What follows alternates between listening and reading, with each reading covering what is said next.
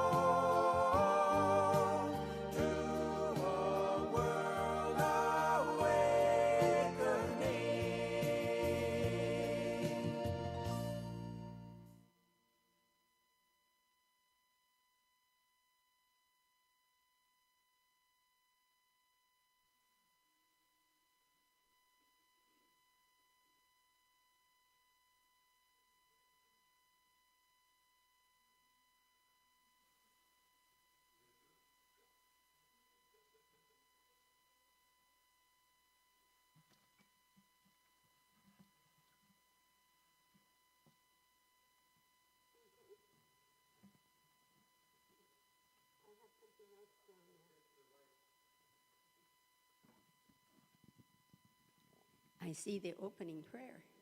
I thought I was doing the daily word. That's okay. Okay, welcome to Unity of New Westminster. We're so glad to have you with us on this fine Sunday. If you're new, welcome. You'll find information about Unity in your welcome packet. And we hope you enjoy our service. And if you'd like to be added to our weekly email list, please place your information in the offering basket later. The Unity movement offers ideas of full and abundant living. We draw on the teachings of Jesus, who we consider our primary wayshower and example. And we honor that there is universal wisdom in faith traditions all over the world.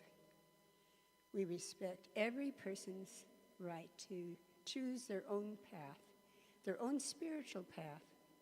All are welcome, all are worthy, and all are celebrated here.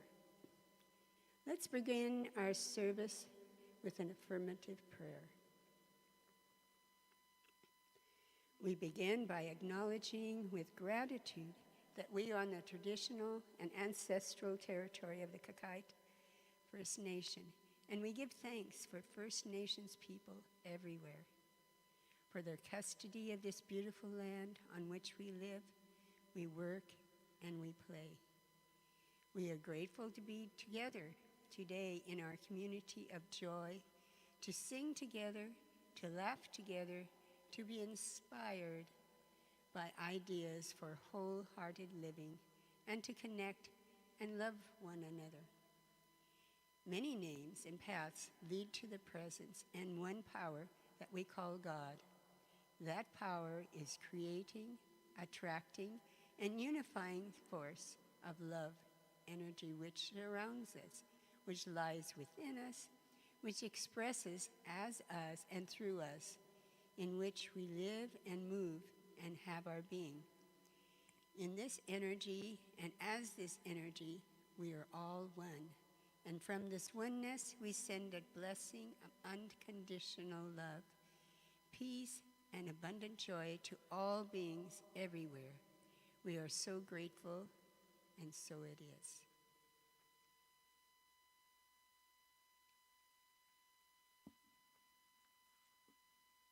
I'm now going to read the daily word. And our daily word theme is wholeness. Wholeness is the unshakable, eternal truth of me. It is comforting to remember no matter what may happen to me in the world, I am always whole. Even during times of illness and insufficiency, my true nature is of divine wholeness. Worldly situations will always be in a state of flux, changing and shifting in ways I cannot control. I do what I can to tend to my health and other material needs, but I do not worry over things I cannot control. Instead, I rely upon my prayer life and other spiritual practices to claim my wholeness. This is the enduring truth of who I am, whole and complete, regardless of any outside circumstance or appearance. How liberating it is to know that I am secure in God and complete at all times, spiritually perfect and infinitely blessed. This reading was inspired by Colossians chapter 2, verses 9 and 10. For in him the whole fullness of deity dwells bodily, and you have come to fullness in him, who is the head of every ruler and authority. And so now we're going to sing, Get Ready, My Soul.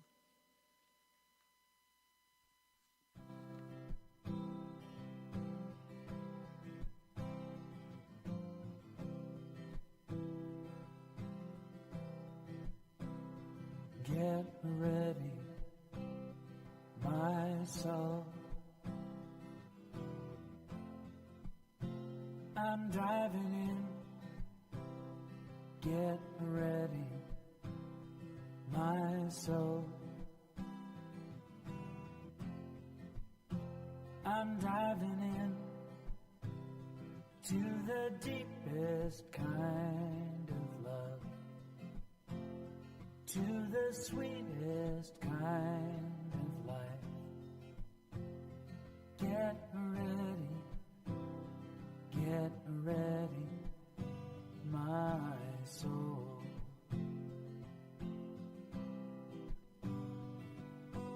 Everything I've ever done,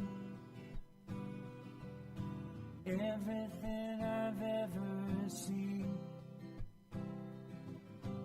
everything I've lost or won, everything I've ever dreamed has brought me here to the present moment, here to a new beginning, here, and I'm seeing so clearly now.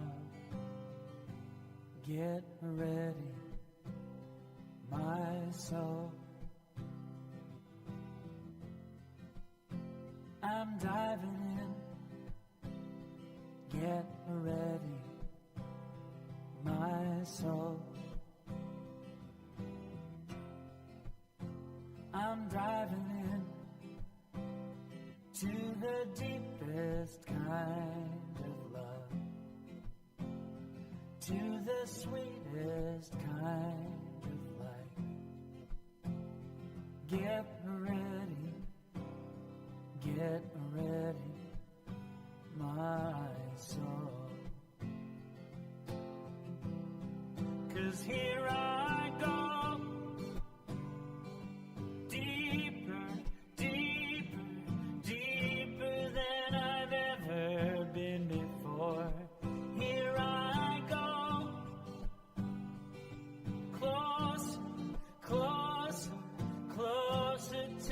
Sacred source, here I go, deeper, deeper, deeper than I've ever been before. Here I go, closer, closer, closer to my sacred source. Get ready, my soul. I'm diving in. Get ready, my soul. I'm diving in to the deepest kind of love, to the sweetest kind. Get ready, my soul. Get ready, my soul.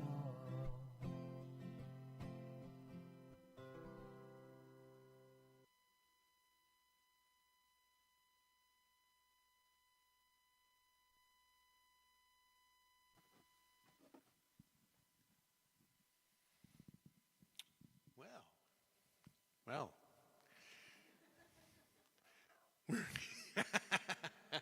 we are very glad to welcome Reverend Hannelore, affectionately known as the Dolphin Lady, back to Unity, New Westminster.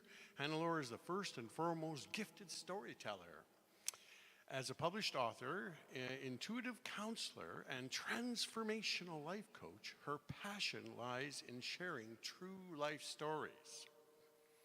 Woven with intuitive wisdom and spiritual insight, her modern-day parables offer a fresh perspective on healing, hope, and the miracles present in daily life. As creator and founder of the Academy for Applied Intuitive Studies, she offers space for deep personal growth through retreats, workshops, and mentorship. Get in on that. These allow for an awakening of intuition and alignment with purpose to live with greater joy and clarity. Good things to have. Please welcome Reverend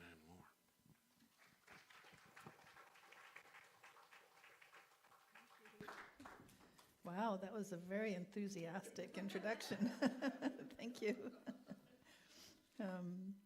I am going to begin by taking us all through a meditation.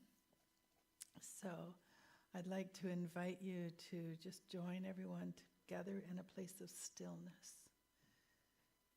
in a place where we can close our eyes and gently tune inward.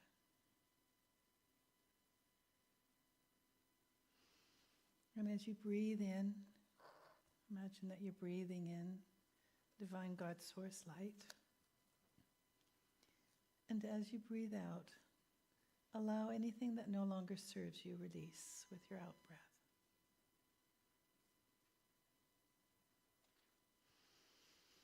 Allow your shoulders to relax. And just settle in for this moment, this place of stillness, to let go. And it's also to let go of any fear of what we cannot see.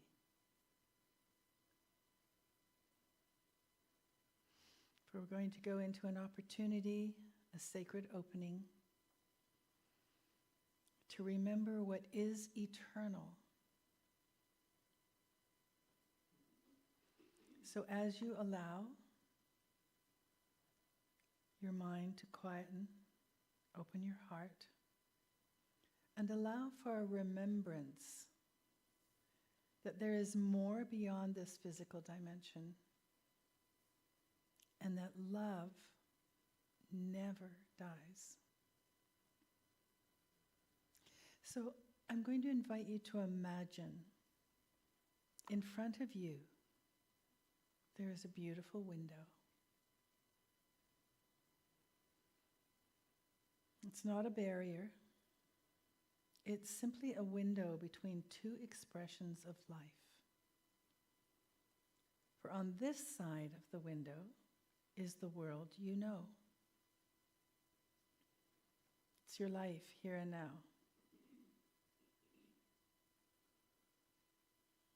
Beyond the window, there is a vast, brilliant light. It's a field of light and a presence of peace.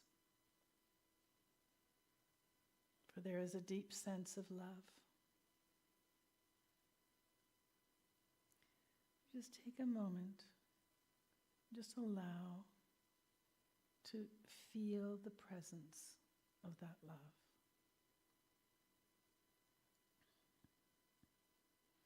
Unity teaches that spirit is everywhere present, that life itself is eternal, and that love can never truly be separated. So now as you stand here, bring to mind someone you love who is no longer here physically. It can be a parent, a sibling, a dear friend, or even a beloved pet. Allow yourself to remember, not in sadness, but in love. Remember the sacred, special moments you had together.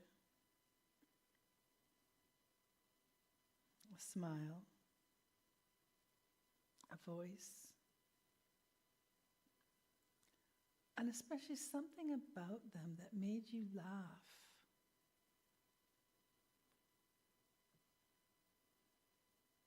Now, notice something, and that is, although they may not be physically here, the love that you feel for them is still very much alive in this moment. For that love did not disappear. It still lives in your heart.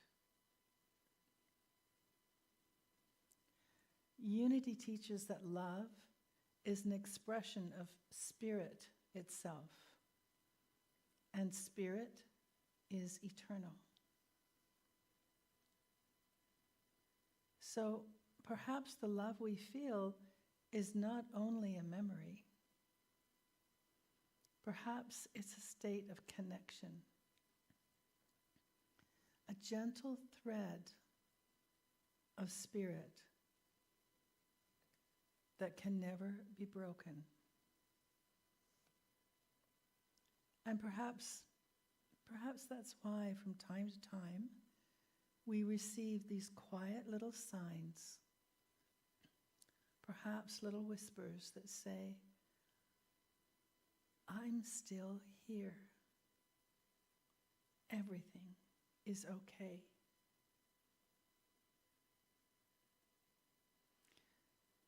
So take a moment to simply rest in that knowing.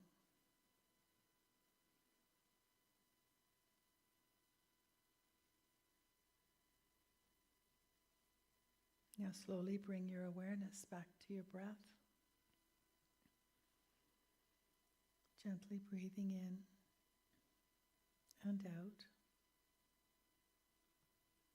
Feeling the chair between you, beneath you, and the room around you. For may you feel the peace that comes when you remember that life is larger than what your eyes can see. And with the final deep breath in, gently open your eyes.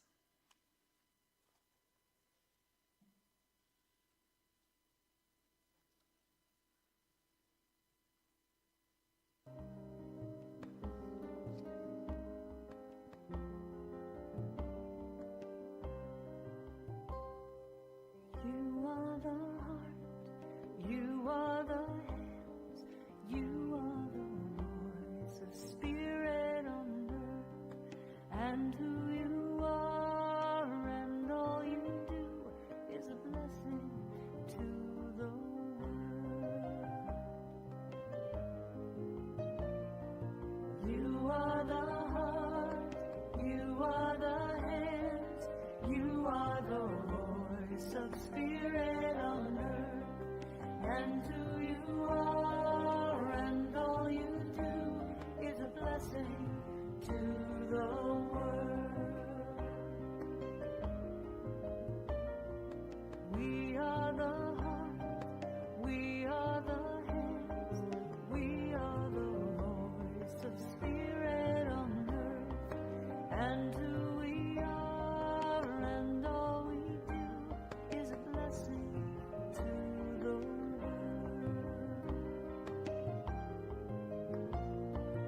We are the heart, we are the hands, we are the voice of spirit on earth, and who we are and all we do is a blessing to the world. I am the heart, I am the hands, I am the voice of spirit on earth, and who I am and all I do is a blessing to the world. I am the heart, I am the hands, I am the voice of spirit on earth, and who I am and all I do is a blessing to the world. I am the heart, I am the hands, I am the voice of spirit on earth, and who I am and all I do is a blessing to the world. I'm a blessing to the world.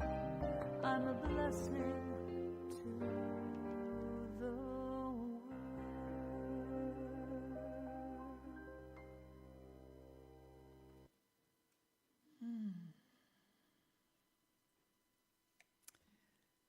So have you noticed the older we get, the more we lose loved ones? I was looking at a photo not too long ago, a family photo, in which my parents held me in their arms, and my aunts and uncle and grandparents were all there. And I'm the only one in that photo now that is still here. What I discovered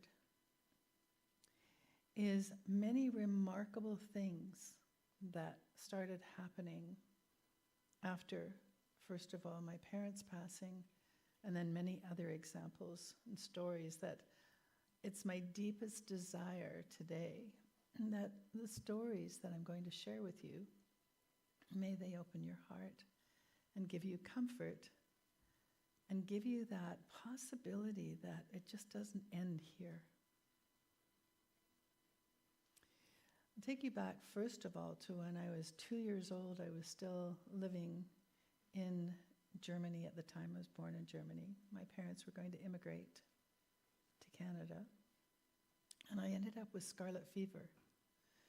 And at that time, it was a 6-week isolation. So at 2 years old, my parents could not see me. They could not come into the room. And you can imagine at 2 years old, I was blessed with two of the most incredibly loving parents. I was very blessed. And to suddenly not have them come visit me, not to be with them. And what the nurse did, and my mother told me this just before she had passed, what the nurse did was bring her to a private hospital, and I was on the second or third floor, and they would bring me to the window. And my parents were across the street standing on the sidewalk looking up. And that's how we could connect. And they were on the other side of that window. And now they're on the other side of a much greater window. And that inspired the title of my book, The Other Side of the Window. Stories that whisper, we are okay. A couple of days ago, actually Thursday, a beloved family pet had passed, and my bedroom window faces the backyard. We had set, oh, there it is. It's up on the monitor. Oh, great. I had never seen my backyard look like that at all, and as I looked out the window, it was so unusual. I had to take a picture. I brought just a photo with me to show you if anyone wanted to see of what it looks in the daytime and what it normally looks like. But it had this very mystical, magical invite coming into the light. And I thought it was very apropos because I was also working on this talk, The Other Side of the Window. So my book is not yet completed. I'm always really interested and open to hearing any stories you may have. And I might even consider that to be the cover of my book. I don't know if you can see it. Yeah, it was pretty remarkable.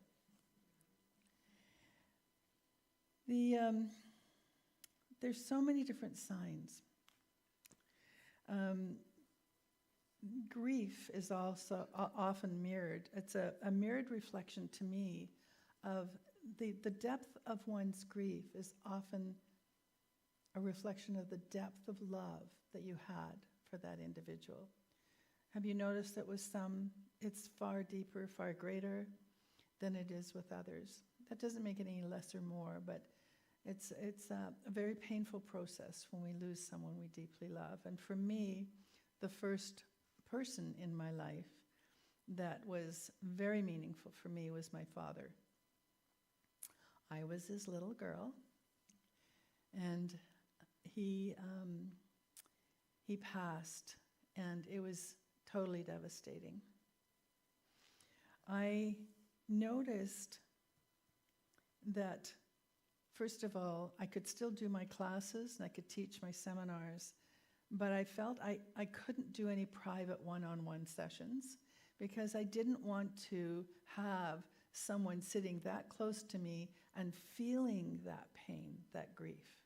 So I didn't do any private sessions for some time until I kept getting the message from Spirit, get over it now, you've got to get back to work.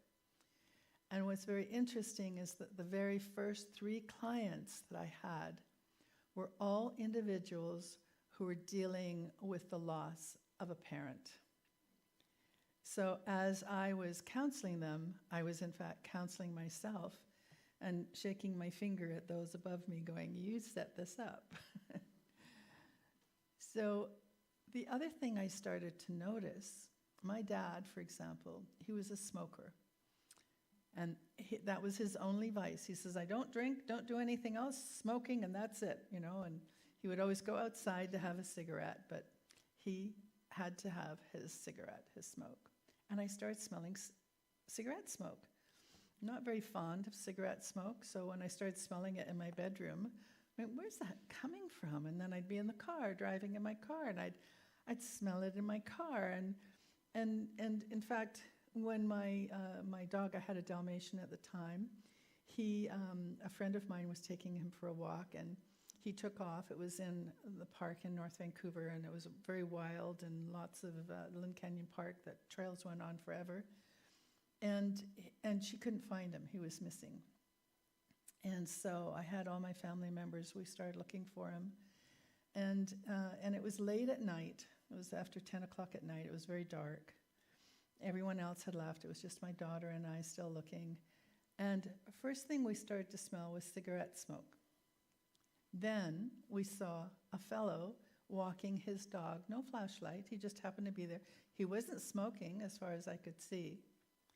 And I asked him if he had by any chance seen a Dalmatian, hoping that his whiteness would show up in the dark. And he said, well, no, I haven't, but if you put something that has his smell on it, his or your smell at the beginning of the park where you would come in, he'll find it. So that night I went home and I was just praying. I said, Dad, please look after him. I'm not ready to let him go yet. And this cigarette smoke was really intense that night. And I made up all these posters, went there very early in the morning, and sure enough, my dog was sitting there at the base of the picnic table where I put his blanket. So I titled that story, Dogs Have Angels Too. So they come to us in many different ways. When I asked my mom, I said, Mom, have you been smelling cigarette smoke? She goes, oh, yes, and it's driving me crazy. She said, I'll go outside and I'll be down the hallway. I'd look down the hallway and couldn't figure out where the smoke was coming from. And I said, well, I've been smelling it a lot too, and I think it's Dad. I think it's his way of letting us know he's here. And she goes, well, why does he have to smoke? So I thought, well, maybe we'll smell lilacs, Mom. There were so many different things that had occurred with Dad and the cigarette smoke. And when he passed, it was very, very, very difficult on my mom. She really had a hard time. They were together all her life. She was 16. And my sister and I actually went to visit a friend of ours. She came to one of my dolphin retreats, and she has this gift of being able to connect with spirits that have crossed over. She never does anything like professional with it. She'll just say, okay, I'm going to tell you something really weird, but your brother just came and told me, check your bottom drawer at your night table, and there's some paperwork you need to see, and do with it what you want, and that's it. She would walk away, and that would be how she'd pass on a message. So we were having one of those wonderful afternoons, where you're still in your pajamas and drinking copious pots of tea or coffee. And we had this lovely conversation. I said to my friend, if we're not intruding or interfering, and if you are able to connect with Dad, so that he can give you a message that we can give to Mom that would be very clearly only she would know. And she sat there and she just went, he's here, and he just keeps saying, tell her to remember the bird. Tell her to remember the bird. And she's really anxious and adamant, and I'm going, the bird? And she goes, well, does that mean anything to you? And I go, well, no. My sister, no. So that was it. That was just the message. Tell her to remember the bird. So when we came back home, we were having lunch with Mom. She always knew something was up. And I said, no, Mom, let's have lunch first, then we'll talk to you about what we experienced. So we sat there after lunch, and we told her what happened, and that our friend said Dad came in and said, to tell you to remember the bird. Does that mean anything? And she looked at us and going, the bird? She goes, no. Doesn't mean anything. And we were really disappointed, and we thought, oh, well, maybe something will pop in. So she left the room, and she was away for just a few minutes. And then we heard her go, I know what it is. So she came out, she says, come here. So she took us into the kitchen. She said, you know, your father and I, we were standing right here. And there was a time when so many of our friends had passed away. It was one after another.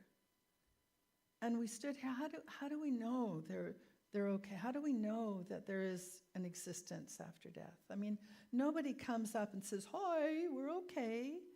We just don't know. So I was standing here and I was looking at this bluebird magnet that I had on my freezer door. And I said to your dad, when I go, I'll move that bluebird magnet on the other side of the freezer door. And your father said, okay, and if I go before you, I'll move that bluebird magnet. She said, you know how many times I've come into the kitchen and the bluebird magnet would be on the other side of the freezer door. And so I'd move it back. Now you have to understand, my mom's the kind of individual that if you had something a specific way it was facing on a shelf or wherever it was, if anyone moved it, my brother would do this all the time because he knew she was like that. He would just turn it ever so slightly. My mom wouldn't notice that. She'd just talk and she'd just go move it right back, and everything had to be in its place. She says, but I just figured that it kept moving because maybe when I was shutting the freezer door, it shifted and moved. And I said, okay. So I opened and shut the freezer door several times, quite hard. It didn't budge. So Mom said, well, maybe I brushed my shoulder against it. And I looked at her and said, Mom, you're all of 5 foot nothing. Your shoulder doesn't reach this high. And she said, well, how would he remember that? And I said, how did you just remember that? I went in the other room and I thought, bird, what's this thing with the bird? And I remembered our conversation. And that bluebird magnet is now on my freezer door. So we don't know what these things, is that a coincidence? Possibilities? Different signs to let us know. I know for her, she often would see the corner of her eye as she went to the washroom in the night. She would see him standing in his pajamas in the kitchen fixing a midnight snack, which he often did. The experiences I started to have there was a lot more. When I was studying with a new seminary in my second year of study, we had to create a minister's manual. And we had to write and then create a wedding ceremony, which, by the way, is very much like a renewal of vows ceremony. And I performed my mom and dad's 50th wedding renewal of vows ceremony. That was really cool. Then there was celebrations of life, baptism, baby blessing, all on and on and on, many different ceremonies. And when I got to the very last ceremony, it was a celebration of life ceremony. And it was for a very dear friend and teacher. She was one of my Reiki teachers who had passed, and her family asked me to do her service. And at the time, I was living in Penner Harbor. There were no lights anywhere. I had this beautiful big house with a massive deck overlooking the ocean. And every night, I would lay on one of my lounges, the chairs, and it was pitch black dark. I'd have all the lights off in the house. And I would cover myself with a sleeping bag, and I would just lay there looking up at the stars, which was so incredible. I just love stargazing. So that particular day, as I was trying to write her ceremony, I kept putting it off. I ended up watching television. I had 2 cats at the time. And suddenly the channel changed. And I quickly looked at the remote to see if the cats were anywhere near it, and they weren't. So I picked up the remote and I flipped it back again. Watched for just a few seconds, and then the channel changed again. And I'm going, that's odd. So I picked up and I changed it again. TV went off. And I went, okay, Rosalind, I get it. So I wrote her ceremony, and I wrote her eulogy. A lot of tears, but also a lot of beautiful love and joy that I remember of our times together. And then I went outside and I lay on my lounge chair looking up at the stars, and they were just so incredibly brilliant. You know when you see a shooting star, like it'll go kind of across like this? Well, I've never seen anything like that before, in the sense that right where I was looking, I remember saying, Rosalind, I can't believe you're gone. I can't believe you're out there. Can you please give me some kind of a sign? And I didn't even get the thought complete, and right where I was looking, a star just went down like this. So I lay there and I went, wow, I know that was a really great sign. I guess I just want some kind of proof, and I didn't even get the word proof out. And right where I was looking, a star got brighter, brighter, brighter, brighter, brighter, and it was like a big bright sun, and then it just got dimmer, dimmer, dimmer, and completely disappeared. So I'm looking at this and I'm going, I know that should be proof, Rosalind. I guess I just want to see your spirit standing here. And so, always this, what we expect, what we would like to see, and not accepting what is already being presented that was so profound. But it made such a difference during the ceremony for her kids, her adult children. Really appreciated that message, knowing that she's still there. I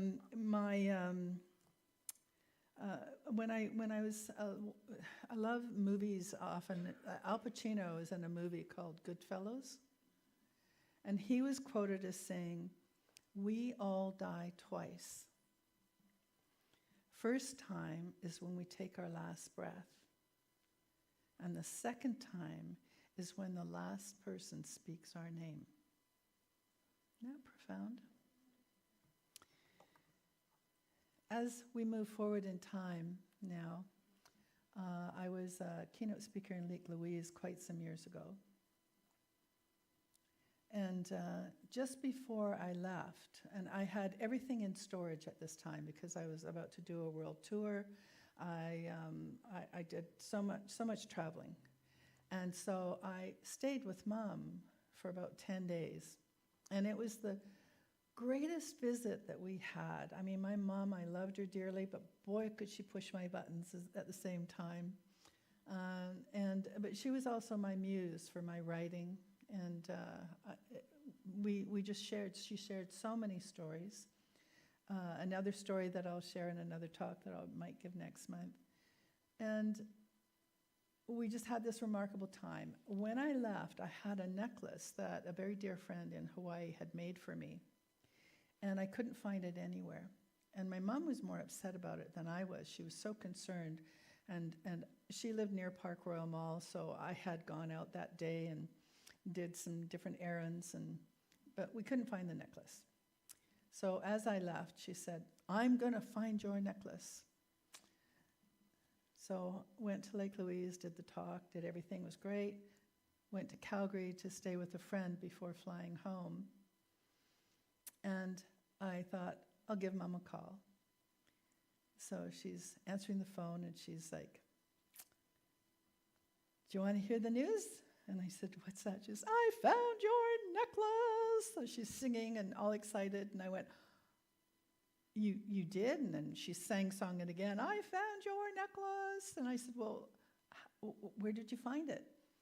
"Well, I did say a little white lie." And I went, "Oh no, Mom, what did you do now?"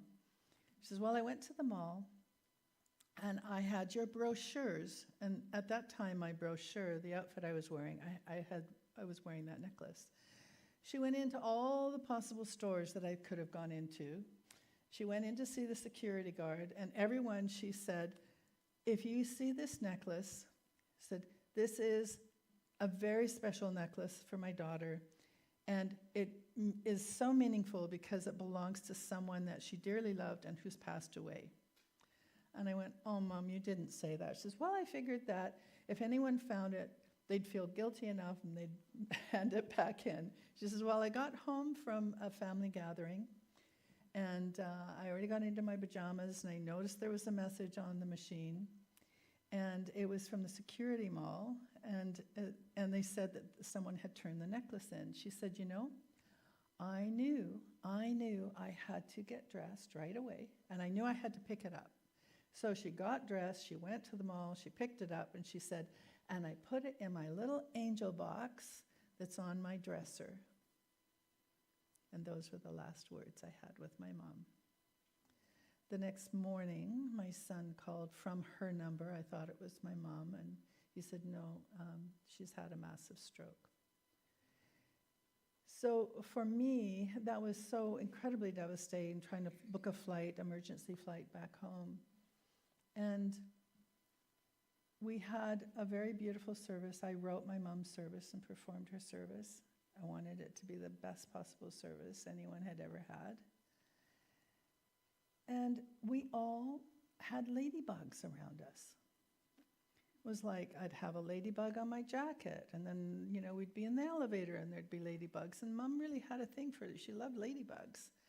And we're all looking at each other, and we decided, oh, that must be Mom's sign that she's around. Dad has cigarette smoke, Mom has ladybugs. So go forward in time a couple of years, and now both my mom and my sister had come to several of my dolphin retreats, and I decided I was going to call my sister, because one of the things that we would do is I would charter a boat that would be just for our group, and as we would go out to the ocean to swim with the dolphins and then also, you know, have the humpback whales near us, one of my assistants played the didgeridoo, and we'd have music and singing, and we'd be in this joyful place. And I thought, just before going there, we had, I would take everyone to a place for coffee, and I'd buy these beautiful cinnamon buns, and we'd sit outside just before going on the boat. And I noticed I had a black iridescent bug on my arm. And the woman next to me said, oh, you've got a ladybug on your arm. And apparently in Hawaii, they're a black iridescent. So when I was on the boat, I thought, well, I'm going to give my sister a call and say, hey, and it was my mom's birthday. It was March the 2nd. So I called my sister, and when I realized I realized I had called the wrong number. I had automatically dialed my mother's number, which I hung up really quickly because I realized, well, she's not there. And so I talked to my sister, and we both wished her a happy birthday, and I told her the ladybug story. And when I hung up, my phone rang, and on my phone it said, Mom calling. Now, obviously she wasn't calling, but whoever had that number now must have thought, who just called? But still, the fact to see on my phone, Mom calling, was a pretty profound day, and helped us remember Mom. We often see beloved ones in spirit form, on a dream level. I remember a dream. Have you ever, having lost someone, have you ever had an experience where you'd connect with a loved one in the dream? Anybody? Yeah. So I'm in the bay in my dream, and I'm in the women's floor, and this is the old bay. I don't know if it's still, there's a half wall, and then the elevators were just behind that. And beside the elevators was a bench seat. So I'm now in my dream, and I have my shoulder bag, and I'm looking at the dresses, and I look over, and there's my mom wearing her fluffy purple coat with the biggest smile on her face, looking at me, and I went, oh, Mom! And then I took my shoulder bag off, and just by moving my arm like this, the vision wasn't there, and I woke up. But it was just such a beautiful, beautiful experience to have, and to be able to see her smile. There's so many stories. Oh my gosh, I could do several talks. I have many of these written in my book.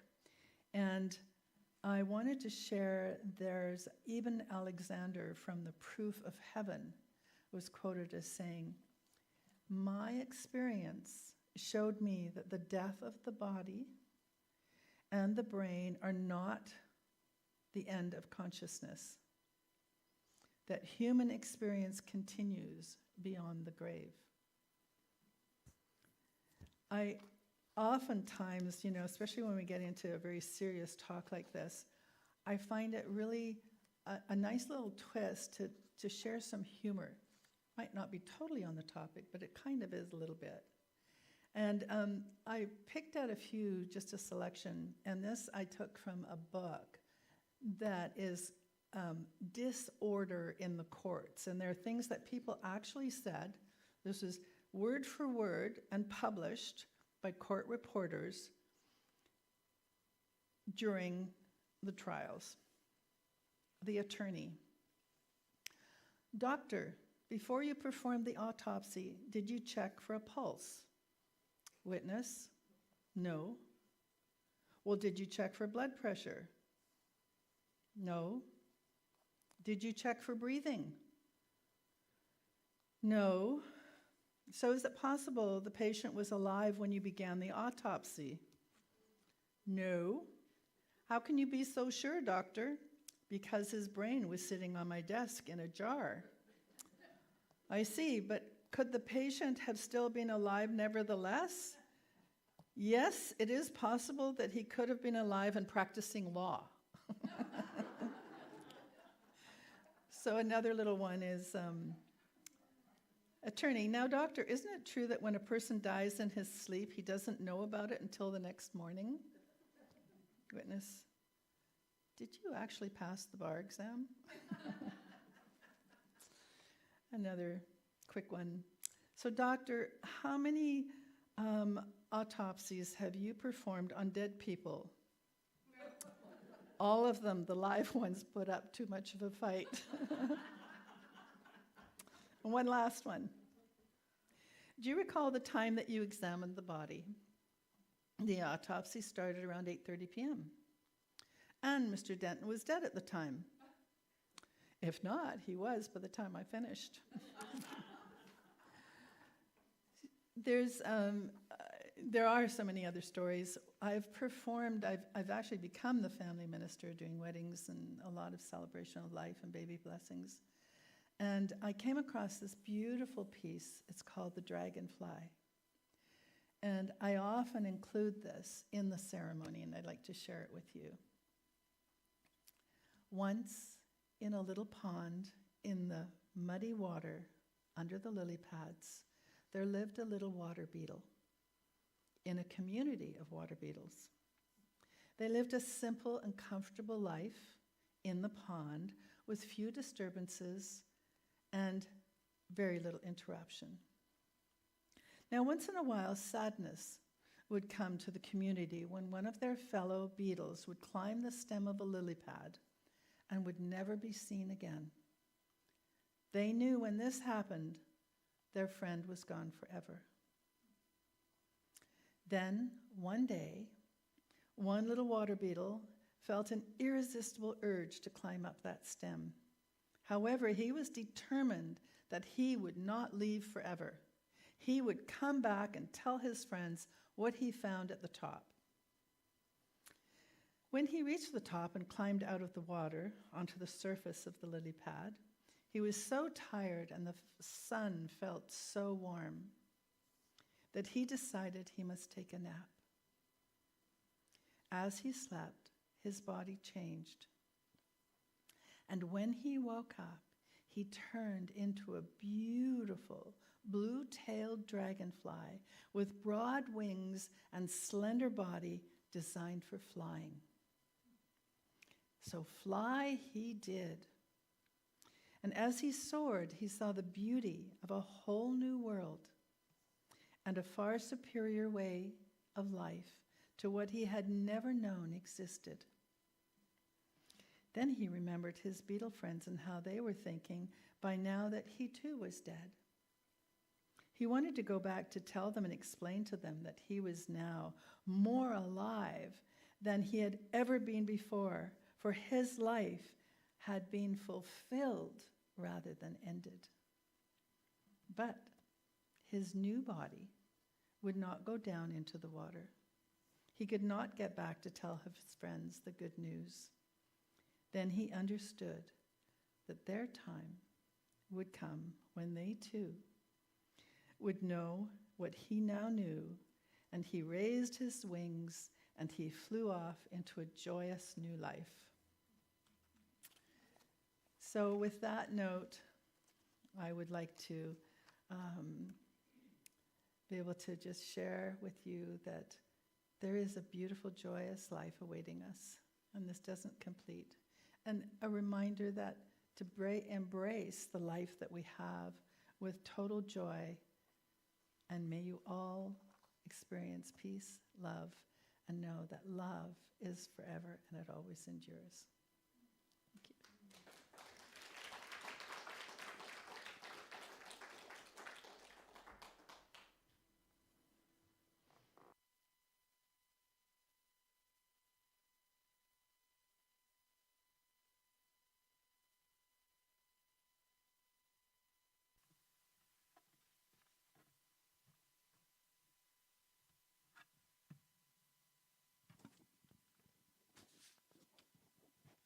Thank you, Hannelore. That was a wonderful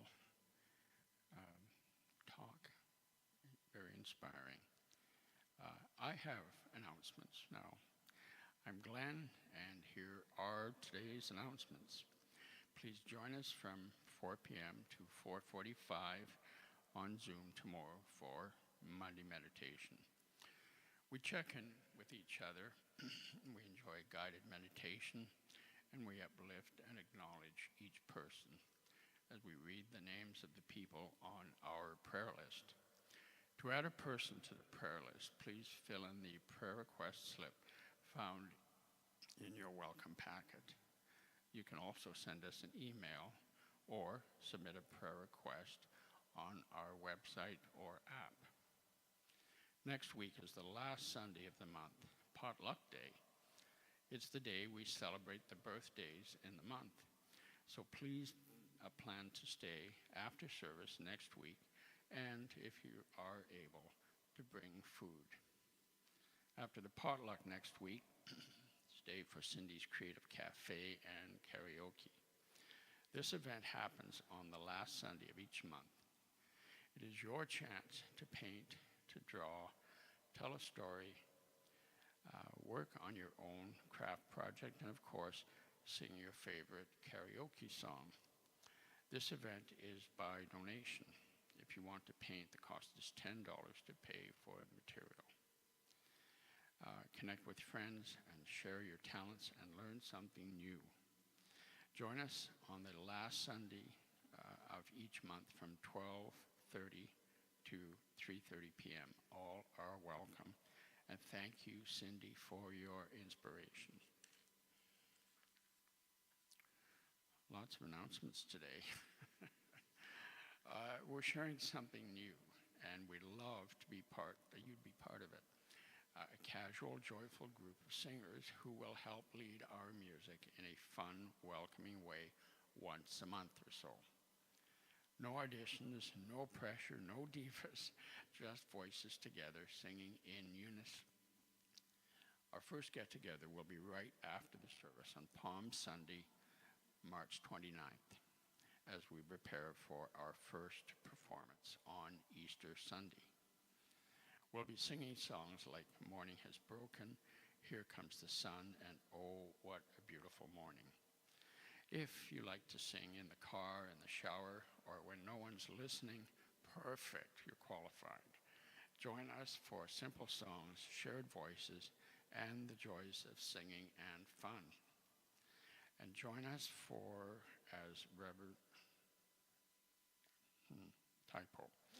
Join us as Reverend Rona leads a discussion using the book Presence and Potential by Reverend Dr. Martha Creek on Zoom on Wednesday, March 25th and April 1st.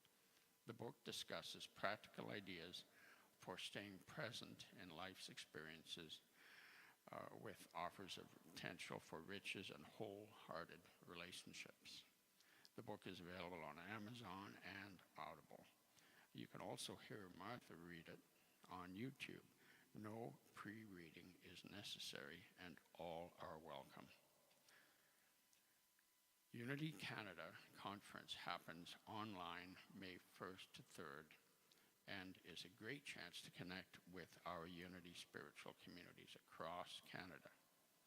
This year's virtual format includes a Friday night opening event with a keynote speaker, Diana Beresford-Kruger, 3 interactive workshops, music, Unity Canada's annual general meeting, and a special Sunday service. Register at unitycanada.org. Unity of Canada is fully self-supported. Unity of New Westminster is fully self-supported, and we are grateful for your gifts, which help us to share empowering ideas. Many of us contribute with pre-authorized payments, so if you are not placing anything in the contribution basket today, please bless it silently when it comes to you, and then pass the basket along. If you want to give with credit card, please scan the QR code on your screen. For our online viewers, you'll find a donation link in the description of the recording, and please like and subscribe to our channel so we can reach more people. And please give freely from a place of abundance and gratitude. And thank you. We are so blessed.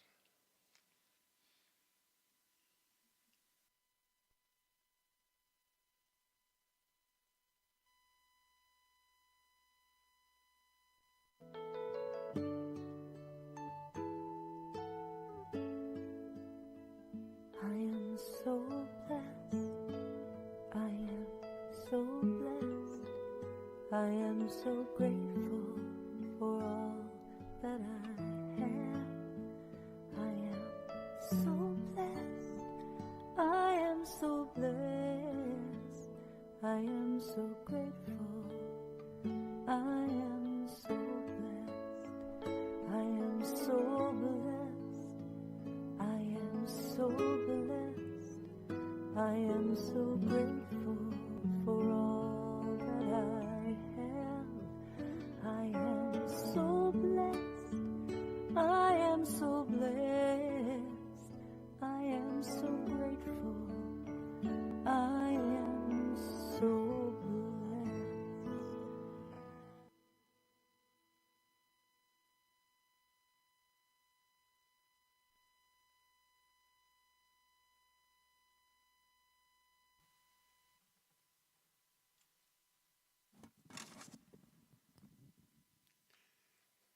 Thank you for your message today. Thank you to our platform readers today, and thank you to all our volunteers.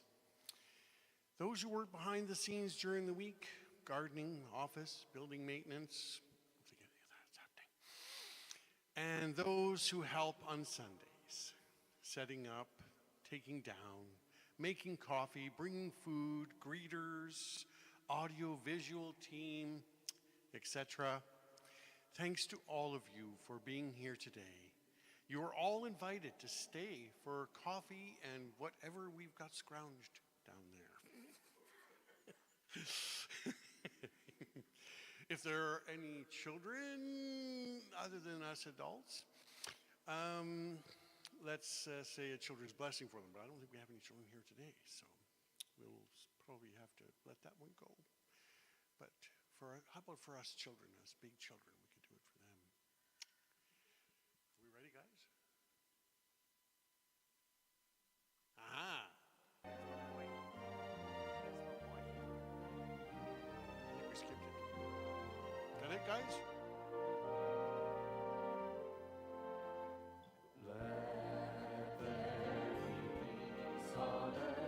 And let it begin with me. Let there be peace on earth, the peace that was meant to be.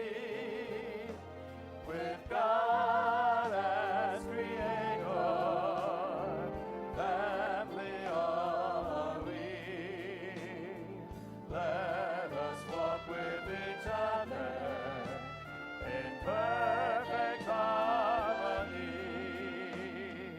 Let peace begin with me. Let this be the moment now. With every step I take, let this be my joyous vow. To take each moment and live each moment in peace eternally. Let there be peace on earth, and let it begin with me.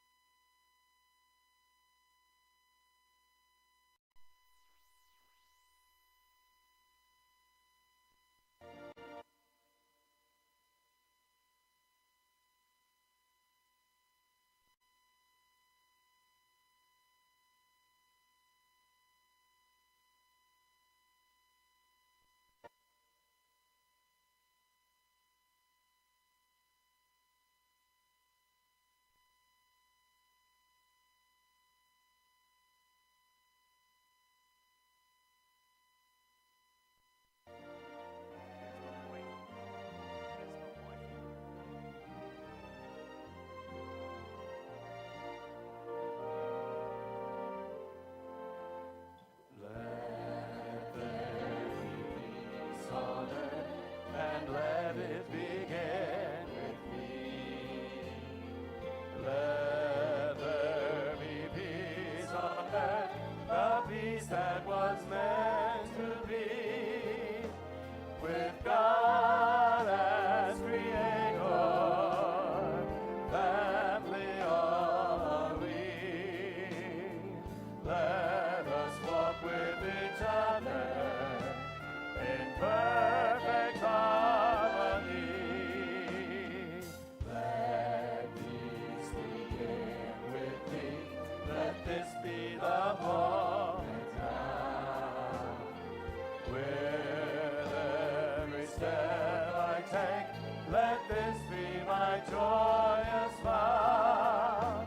To take each moment and live each moment in peace eternally. Let there be peace on earth, and let it begin with me.